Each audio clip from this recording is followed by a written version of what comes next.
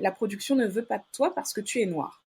C'était Joséphine Baker, qui louche, ceinture de banane, et effectivement, ce Oui. côté sexué, Mm. c'est hyper sexualisé Oui. qu'elle incarnait. Moi, ça a été toute une question. Les corps noirs à l'époque, on est vraiment dans cette période de l'exotisation de la femme, et notamment des femmes noires. On est dans la période du colonialisme. Tu n'es casté que pour des rôles de noirs. Clairement, il faut déjà qu'il y ait beaucoup plus de parité dans les postes à responsabilité. Il faut beaucoup plus de diversité. C'est pas possible que de raconter des histoires, faire rêver le public, et que l'on ait que des personnes qui ont une version de ces histoires. Qu'est-ce que je peux faire en fait? Je peux rien faire. Je peux pas changer ma couleur de peau.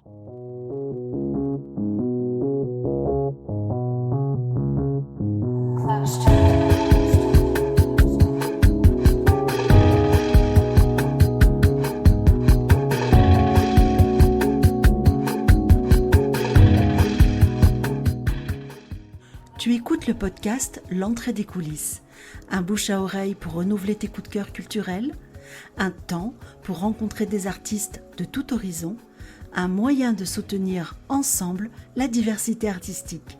Je suis Isabelle, médiatrice culturelle et artiste à mes heures, et je te guide dans les coulisses. Tu me suis? Allez où?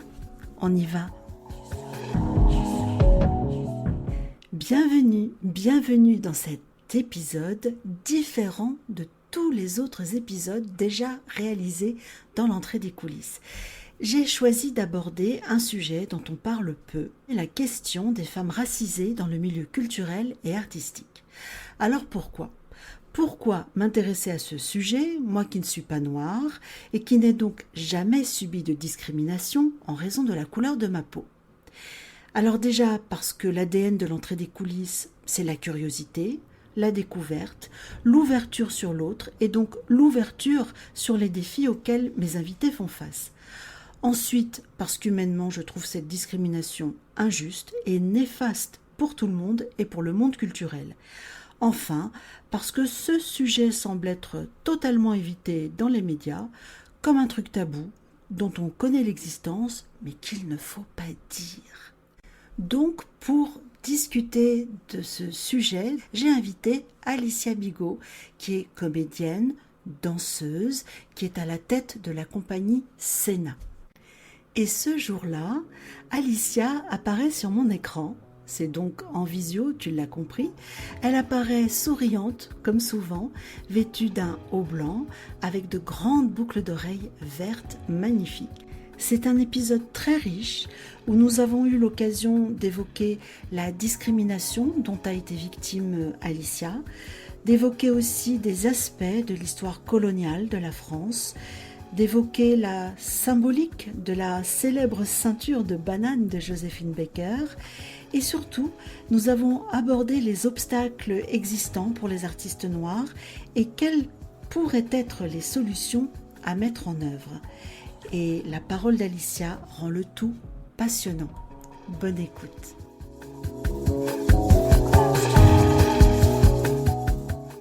Alicia, bienvenue pour la deuxième fois au micro de l'entrée des coulisses. On a déjà enregistré un épisode et d'ailleurs pour toutes les oreilles qui ne l'auraient pas encore écouté ou pour celles qui voudraient se rafraîchir la mémoire, le lien est dans la description de cet épisode. Alors aujourd'hui, te revoilà au micro pour parler de la question de la discrimination des artistes noirs, femmes, dans le milieu culturel et artistique.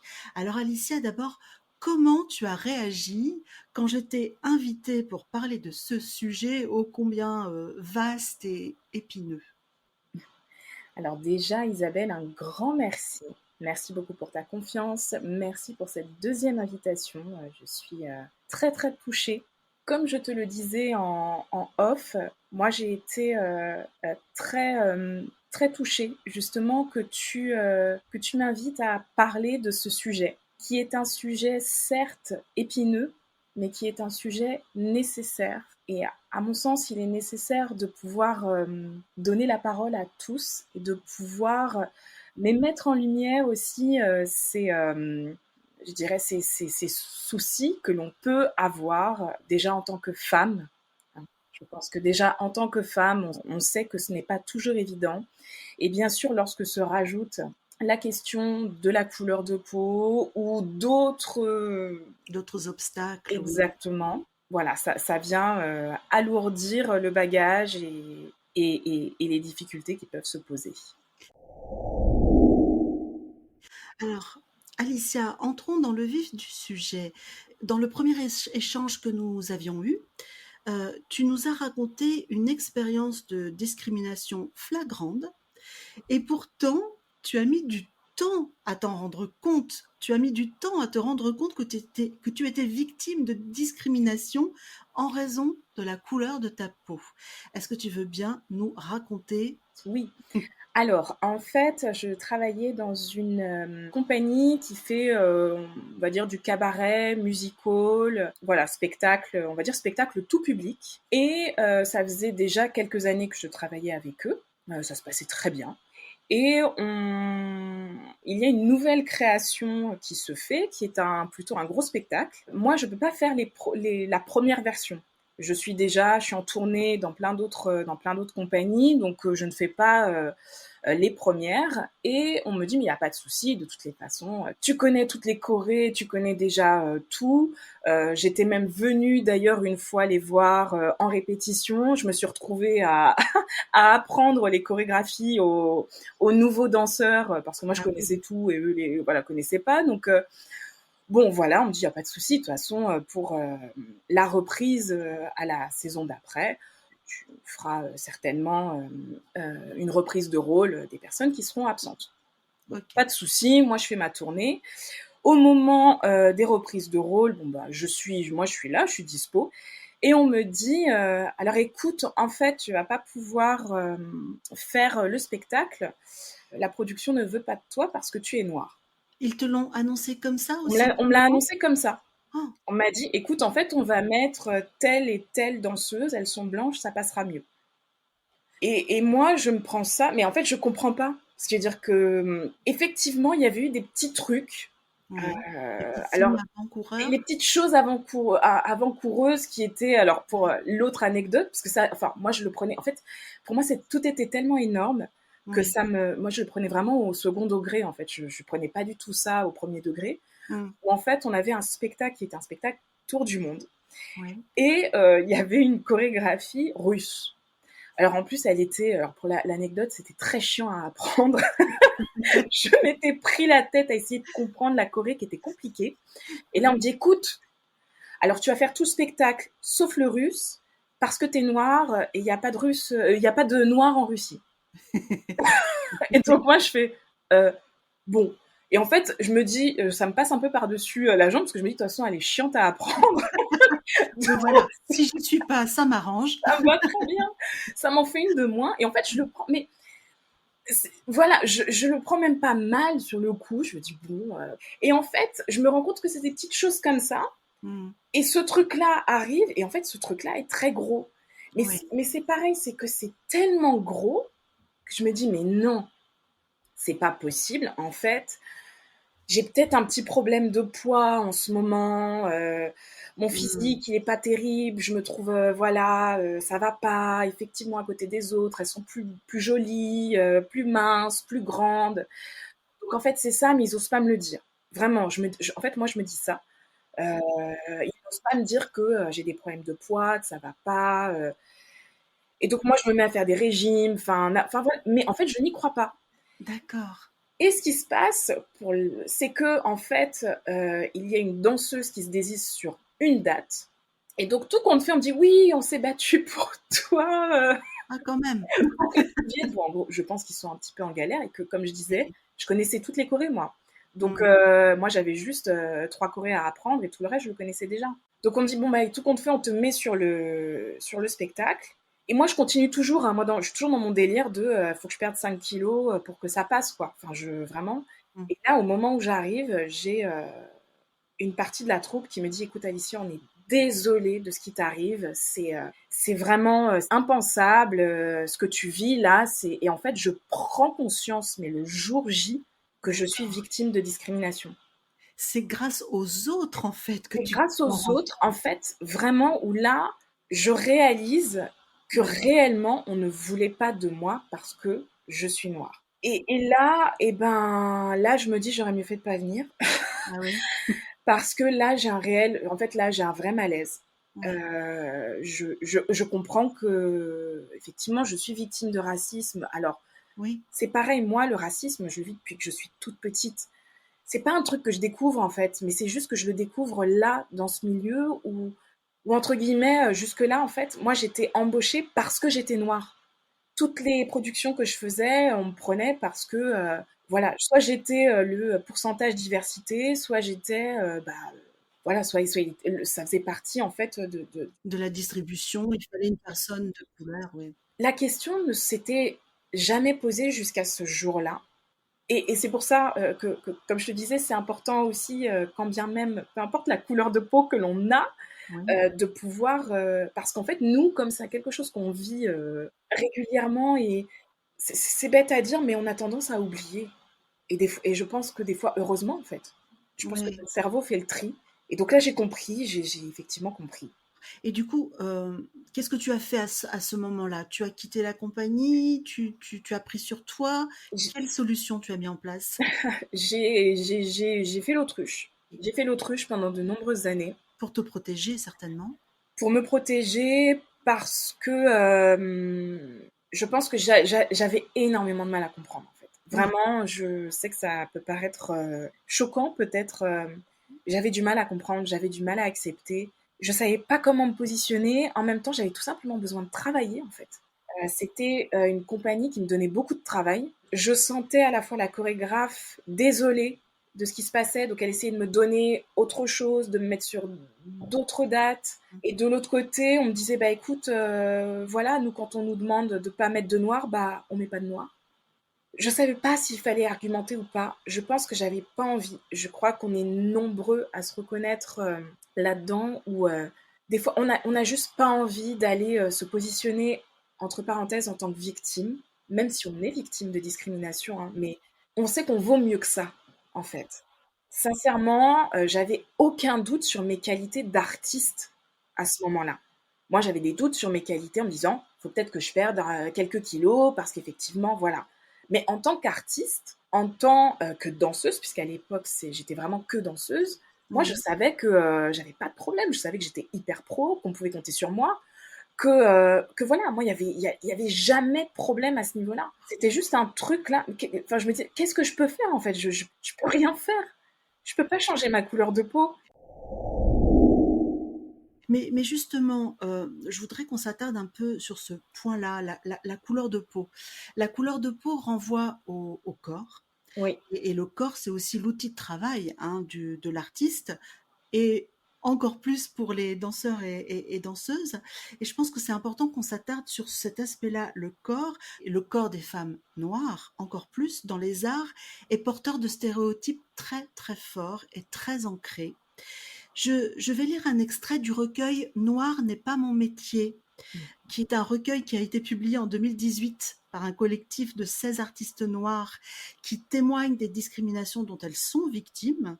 Et l'une d'entre elles, je crois que c'est Sarah Martins, dit: l'inconscient collectif est persuadé que la femme noire est hypersexuée, lubrique et ludique, libre sexuellement.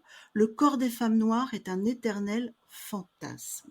Si on parle de Joséphine Baker, puisque tu as Mhm. porté un spectacle, hein, Tout à fait.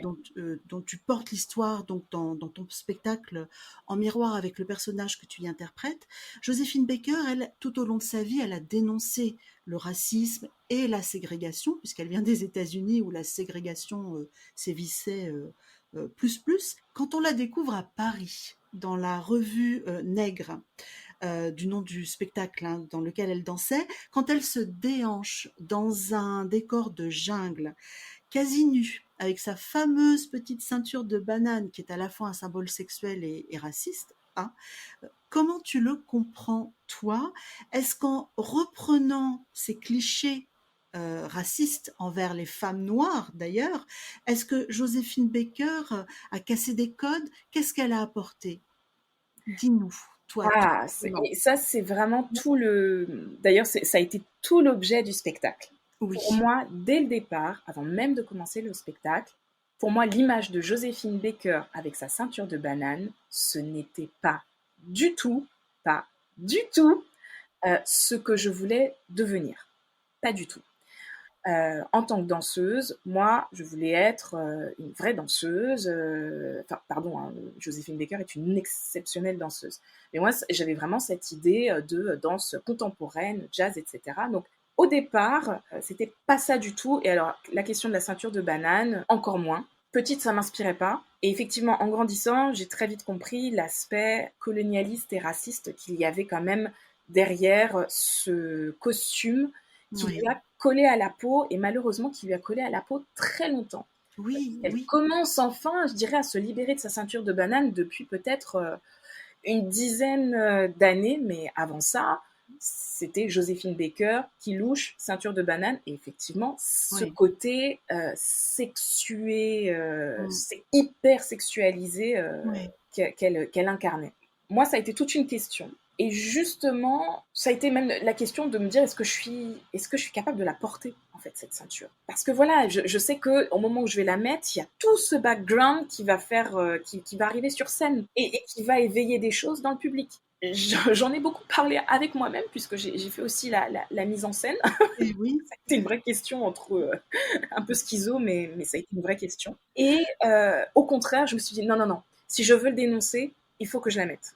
Et donc, oui, effectivement, ce que je fais dans le spectacle, c'est de mettre cette ceinture, de porter cette ceinture, de danser avec cette ceinture, d'émettre toutes les ondes sexuelles possibles oui, en mettant cette ceinture et de venir donner, moi, mon avis, je dirais, de femme d'aujourd'hui, de notre époque, de venir donner mon ressenti sur cette ceinture, qui n'est pas le ressenti de Joséphine Baker, parce que oui. clairement, Joséphine Baker, à cette époque, elle est dans une, justement, une liberté qui lui est offerte Oui. sortant des États-Unis, ségrégationniste, la pauvreté. Voilà, elle est complètement sur autre chose. Clairement, la ceinture de banane, pour elle, c'est un détail. À partir du moment où elle est passée au-delà aussi de la question puritaine de montrer son corps, ce qui n'était pas du tout gagné en tant qu'américaine, à partir du moment où elle s'est libérée de ça en France, parce qu'en soi, de toutes les façons, elle était en France, elle était plus aux États-Unis, elle, la ceinture de banane, je pense qu'elle s'en fichait un petit peu. Si on replace un peu dans le contexte, il me semble qu'à l'époque de Joséphine, bon, la France était un pays encore colonial, mais c'est aussi à Paris qu'a eu lieu le premier congrès panafricain sur la race noire. C'est aussi à Paris qu'étaient exilés beaucoup d'artistes et d'intellectuels noirs américains. Et puis, c'était une période aussi, il me semble, dans les arts qui était très marquée par l'exotisme. Euh, Totalement. et donc par l'esthétisation aussi, on va dire ça, des corps, des femmes orientales ou noires, Oui. voilà. Et que ce corps qui n'était pas blanc ne semblait pas être un problème, en fait, à ce moment-là. Ah, c'était tout l'inverse. Voilà. En fait, c'était tout l'inverse. C'était un fantasme total. Mm, C'était un mm, fantasme. Les corps noirs à l'époque, on est vraiment dans cette période de l'exotisation de la femme, et notamment des femmes noires. On est dans la période du colonialisme, donc clairement, on va, entre guillemets, pardonnez-moi de l'expression, dénicher les femmes noires et oui, les exhiber et donc on est vraiment dans cette période de l'exotisation. On est aussi quand même dans la période de l'exposition universelle avec la oui, venue de tribus, notamment du continent africain et pas que, qui viennent être exposées à Paris. Enfin, on est quand même dans une période, alors aujourd'hui c'est juste ultra choquant mais voilà, enfin, c'est vrai que pour reprendre Joséphine Baker, elle évolue dans ce milieu-là où aussi on fait venir tous ces artistes afro-américains du milieu du jazz, où on dit que Paris, entre guillemets, devient noir parce que Oui. on découvre le jazz avec tout ce que ça a aussi de nouveau, Ah oui, un peu subversif, un peu comme exactement, ça. Oui. exactement, c'est subversif. Donc, dans cette après-guerre, ces années folles où il y a une liberté décomplexée qui est en place, notamment à Paris, parce que c'est vrai que pour le reste de la France, on est quand même sur c'est une autre histoire. Je vais encore citer une artiste du recueil Noir n'est pas mon métier, Sabine Pacora. Elle dénonce bien ce qui se passe aujourd'hui. Elle dit: je ne m'étais jamais définie par ma couleur de peau. Une fois, après un casting sans suite, on m'avait rétorqué qu'on ne cherchait pas de noir et j'objectais que je candidatais en tant que comédienne, pas en tant que noire. Souvent, les artistes femmes noires sont castés, d'ailleurs on pourrait dire aussi, je pense, la même chose des artistes hommes noirs. Ils sont souvent castés, c'est-à-dire choisis pour un rôle en fonction non pas des caractéristiques requises pour le personnage, pour le rôle, mais en fonction des caractéristiques caricaturales que l'on plaque sur les personnes noires. Totalement. Alors, totalement, ça a été l'une des premières choses qu'on m'a dites lorsque j'ai commencé pardon, en tant que comédienne. En fait, c'est vraiment les premières choses où on m'a dit, tu vas voir, en fait, les castings, en fait, tu n'es casté que pour des rôles de noirs.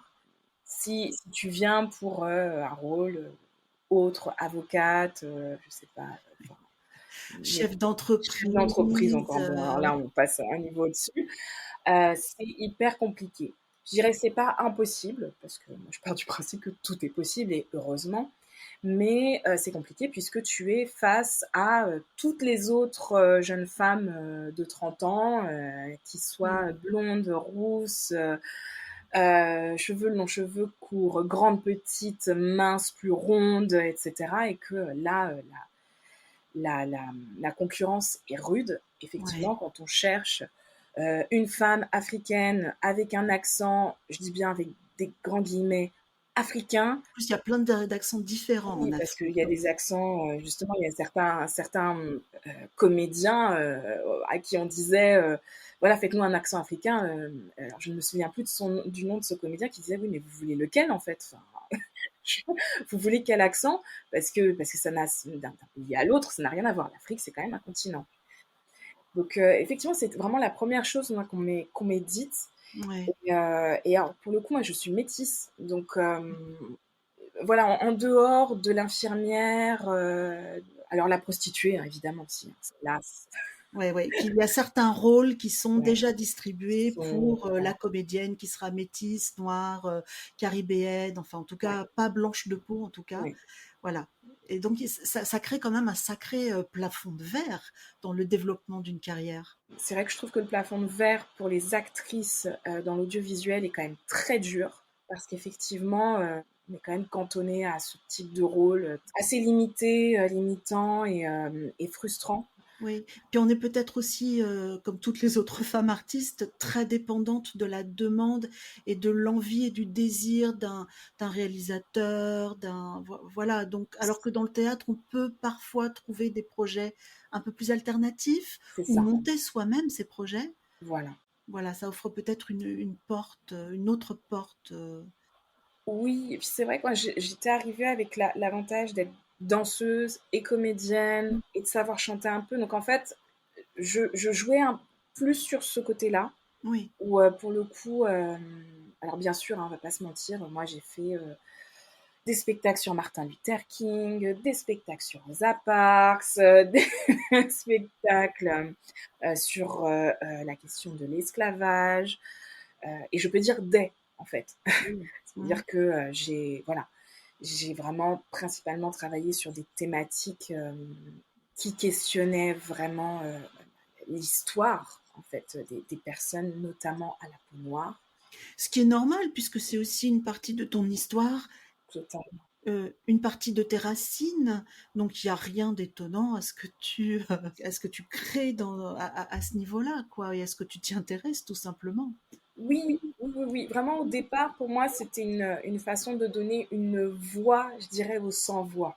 Donc j'étais très, enfin de toute façon, dès le départ, moi, j'étais très militante, j'étais très engagée, et je me disais, au moins, ça permet de mettre en lumière ces histoires, et des histoires qui, des fois, sont vraiment méconnues, voire inconnues. Voilà, des histoires aussi des Caraïbes, des Antilles, qui sont connus aux Antilles, mais qui sont vraiment invisibilisés dans l'Hexagone, pardon. Et je trouvais que c'était intéressant que d'intégrer ce type de projet voilà, qui était militant et engagé.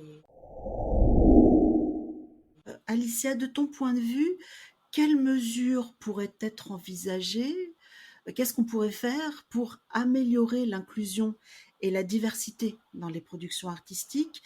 Qu'est-ce qui pourrait favoriser des opportunités de carrière plus équitables pour les artistes noirs autant que pour les artistes blanches, à ton avis? Alors justement, alors moi vraiment en numéro un, je vais quand même parler des femmes parce que Oui. c'est vrai que pour moi c'est quand même le sujet aussi.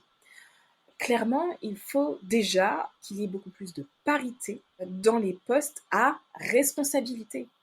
Parce que c'est là, en fait, c'est là que ça pêche. C'est vraiment là que ça pêche. Ce qui veut dire que qu'il y ait clairement hein, au niveau, on va prendre vraiment au niveau des artistes, il y a une parité hein, totale. Il n'y a pas de Mhm. problème. Et en règle générale, il y a plus de femmes que d'hommes. D'ailleurs, j'en parle même pas au niveau de la danse, on est sur du 80, voire 90%. Dans le milieu théâtre, on va être peut-être à 60-40%. Voilà, je ne veux pas dire de bêtises, mais de 60% de femmes, 40% d'hommes. Ok. Donc à ce niveau-là, je pense que les femmes déjà sont représentées. Par contre, quand on commence à monter dans les échelons, quand on commence à regarder du côté des metteurs et des metteuses en scène, là, bizarrement, Oui. là, la parité, alors soit elle se fait du côté des chorégraphes, ou soit enfin, la balance se décale du côté des metteurs et metteuses en scène. Quand on monte un petit peu plus haut, et pareil du côté des réalisateurs, réalisatrices, pardon, Oui. c'est pareil. Ce qui veut dire que d'un coup, dès qu'on commence à monter, et là, on va du côté des programmateurs, des directeurs par exemple, de chaînes, des programmateurs, directeurs de théâtre et de centres culturels, là aussi, la parité, elle commence à baisser. Au niveau des productions, c'est pareil. Plus la production est grosse, en règle générale, plus la personne va être un homme, et Oui. évidemment, un homme à la peau de plus en plus claire. Oui. Donc déjà, en fait, c'est pour moi le souci, il est là. C'est-à-dire qu'il y a un Mm. plafond de verre pour les femmes. C'est que pour moi, il faut que les femmes soient à des postes beaucoup plus élevés. C'est-à-dire qu'il Mhm. faut plus de femmes à des postes de production, de programmation, de Oui. directeur, directrice de théâtre, de voilà, Mhm. réalisation, etc. Il faut plus de femmes. Ensuite, une fois qu'on a plus de femmes, parce que c'est ça aussi, parce que bon, parler des femmes noires, c'est bien, mais alors nous, on est ultra minoritaires. Oui. Ensuite, il faut beaucoup plus de diversité. C'est pas possible que de Mm. raconter des histoires. Je veux dire, on est là pour raconter des histoires, raconter des fictions, faire rêver le public, Mm. et que l'on n'ait que des personnes qui ont une version de ces histoires. C'est très bien qu'elles existent, ces versions-là, c'est très bien qu'elles existent, je ne les remets pas en cause. Par Mhm. contre, il faut qu'on puisse donner la parole à plus de monde, à plus de personnes, et avoir un regard qui soit beaucoup plus ouvert. Et donc, il faut qu'il y ait une plus grande diversité dans ces métiers-là, les métiers qui sont décisionnaires, en fait. Mm. Mhm. Ceux qui vont permettre de diffuser, de produire, de programmer ces œuvres, ces personnes, euh, il faut qu'elles soient beaucoup plus diversifiées. Et il faut qu'elles soient aussi, pardon, mais un peu plus jeunes. Parce que c'est pareil, les jeunes ne vont pas raconter les mêmes histoires que les personnes qui sont un petit peu plus âgées. Il faut de tout. Après, il faut aussi qu'il puisse y avoir un peu plus d'inclusion, ce qui veut dire qu'il faut qu'il y ait des regards aussi de personnes qui vivent le handicap ou qui vivent, Oui. et je mets une barrière parce qu'il ne faut pas, surtout pas mélanger, mais aussi des personnes qui vont avoir être homosexuel, Mhm. enfin, il faut absolument qu'il y ait une plus grande diversité, mais au pluriel, Mm. à ces postes décisionnaires. Et à partir de là, on va pouvoir proposer des œuvres qui vont parler à un public plus large. Qui dit public plus large dit plus d'argent, hein, parce que c'est Ouais. ça le nerf de la guerre, en vrai. Plus d'accessibilité, plus d'argent. À partir de là, on fait plus d'argent. Voilà, on permet d'être représenté Mm, mm. et tout le monde est content. Donc pour moi, la solution, elle est là. Oui, elle est dans plus de parité, plus de postes à responsabilité confiés à des personnes issues justement de la diversité. Mais je me pose la question, est-ce que nous, en tant que public, on a aussi une responsabilité? Qu'est-ce que nous, en tant que public, on peut faire ou on pourrait faire? En tant que public, je pense que en fait, ça dépend des publics. Oui. Moi, à ce que j'ai pu voir, certains publics sont au contraire très très ouverts. Mhm. J'ai pas la sensation que le public soit si fermé que ça à avoir plus de diversité. Moi, j'ai plutôt, alors je peux me tromper, hein, là, je peux totalement me tromper, mais moi j'ai la sensation que les publics sont plutôt ouverts. Mhm. Peu importe d'ailleurs leur couleur de peau, hein, il ne s'agit pas uniquement de parler aux personnes racisées ou. En fait, moi j'ai plutôt la sensation que les publics et certains publics n'attendent que ça. Ce qui veut dire que je pense que certains publics n'attendent que ça pour pouvoir sortir beaucoup plus au théâtre, voir des spectacles. Les programmateurs, les producteurs ont peur. Ils ont Ouais. peur de perdre de l'argent. Ils ont peur de perdre de l'argent. On préfère un blockbuster, on préfère quelque chose sur lequel voilà, Mm. on parie tous, on connaît tous le metteur en scène, on connaît tous le réalisateur, tout le monde le connaît. Les acteurs, on les connaît, c'est bon, ça, on est sûr. Moi, je pense qu'au contraire, les publics ne demandent que ça, mais en fait, ça ne va pas se faire du jour au lendemain. C'est juste que il faut le temps que la communication se fasse et que ça arrive aux oreilles de peut-être certains qui sont très éloignés de la culture parce que justement ils se sentent pas forcément concernés, représentés. Ça, voilà, ça les, eux pour le moment ils se sentent pas plus concernés que ça. Et Mm. au contraire, ça demande juste un temps, un petit délai de temps pour que la communication arrive à eux et qu'ils puissent venir passer les portes d'un théâtre, passer les portes d'un cinéma, d'un cinéma d'art et d'essai, par exemple. Oui, oui, je vois très bien ce dont tu parles parce que je suis médiatrice culturelle dans la vraie vie et c'est vraiment notre, notre combat, j'allais dire. Exactement. Et c'est toujours, moi, c'est aussi, enfin, je fais aussi de la médiation Oui, culturelle. Et c'est, moi, dès le départ, c'est ce que je disais, c'est quand ces publics-là se voient sur scène, ils se sentent représentés et ils ont tout simplement envie de revenir. bah oui, Et, bien sûr. à partir de là, ils peuvent revenir voir des choses qui vont leur être très éloignées ou qui vont Mm, leur être très proches. Mais ils vont juste se sentir concernés. Et c'est ça pour moi qui est super important, c'est de ne pas oublier ces publics-là. Et ça ne veut pas dire qu'on va pour autant oublier les publics qui sont des publics pointus, qui sont des publics d'habitués, qui sont des publics qui ont, eux, besoin d'être stimulés à un autre endroit. oui. Et on n'oublie pas ces publics-là qui ont effectivement besoin de quelque chose qui soit, où il y ait peut-être une recherche supplémentaire, mais qui ne va pas être forcément accessible à ces autres publics qui, eux, sont très éloignés de la culture et Oui. qui ont déjà besoin de venir Mm, s'asseoir dans un théâtre et se dire, OK, enfin, je suis à ma place, tout oui, simplement. ouais. Euh, Dis-moi, quel conseil tu donnerais à des jeunes artistes noirs, femmes, qui aspirent à une carrière d'artiste et qui pourraient peut-être aujourd'hui se décourager face à tous ces obstacles, face à toutes ces discriminations très fortes dans le milieu culturel et artistique. Alors, clairement, moi, je dirais, go, on y va. On ne Ouais. commence pas par les problèmes, on Ouais. apporte les solutions. Faut y aller, faut y aller, faut y aller. Il y a pas à se poser trop de questions. Mm. Je crois que moi, à partir du moment où un artiste a quelque chose à dire sur scène, il faut enfoncer les portes, passer par la fenêtre, par la cheminée, peu importe, mais il faut y aller. Ouais. On a besoin de vous, on a besoin de nous, et ensuite nous, on commence à déblayer un peu pour vous, et vous, vous allez aussi apporter d'autres solutions. Vous êtes la génération de demain, et on compte aussi sur vous. Enfin, c'est un travail d'équipe en fait. On n'est Oui. pas tout seul. Enfin, il faut arrêter de croire qu'on se crée tout seul. Enfin, c'est faux. Mm, On se mm. crée tous ensemble les uns avec les autres. À partir du moment où on comprend que si on est tous main dans la main, peu importe nos couleurs de peau, nos âges, nos milieux sociaux, etc., etc., si on prend conscience de ça et que on est là tous pour se permettre de monter les échelons en s'aidant les uns les autres, on se retrouve tous ensemble en haut et on se dit, mais voilà, on l'a fait.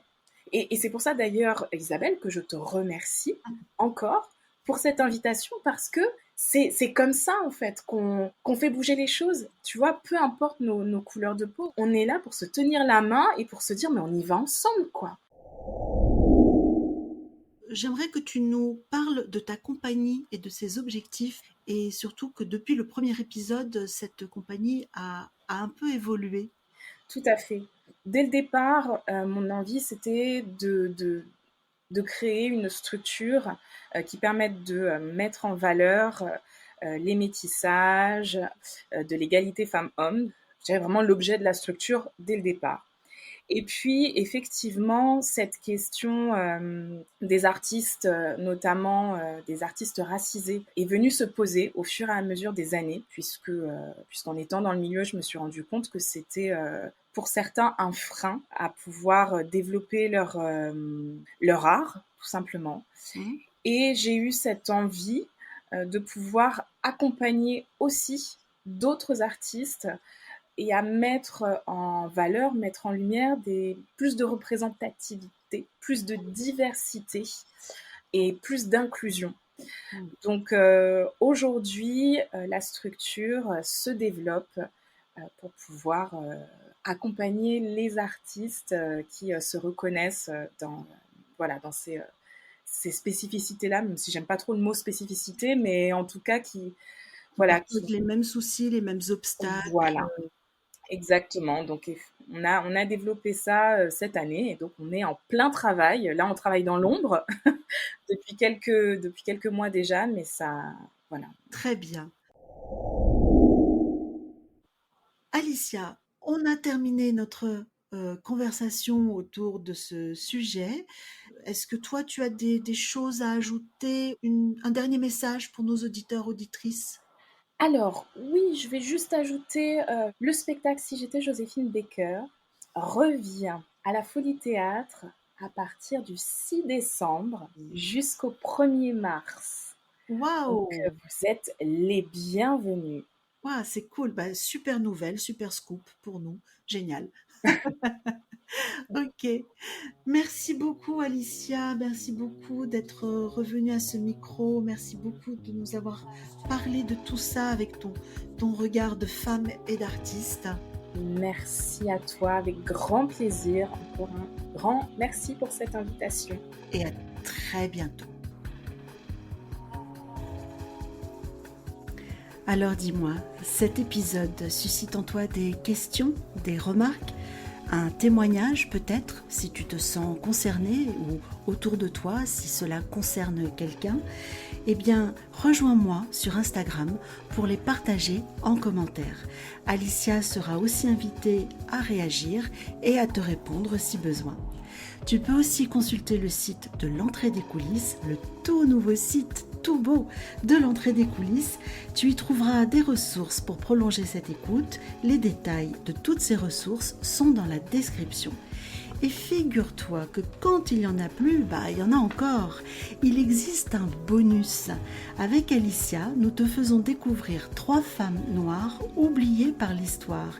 Et c'est à écouter sur le site de l'entrée des coulisses. Tu penses bien que le lien est dans la description. Allez, zou, on referme les coulisses. Merci pour ton écoute. À bientôt.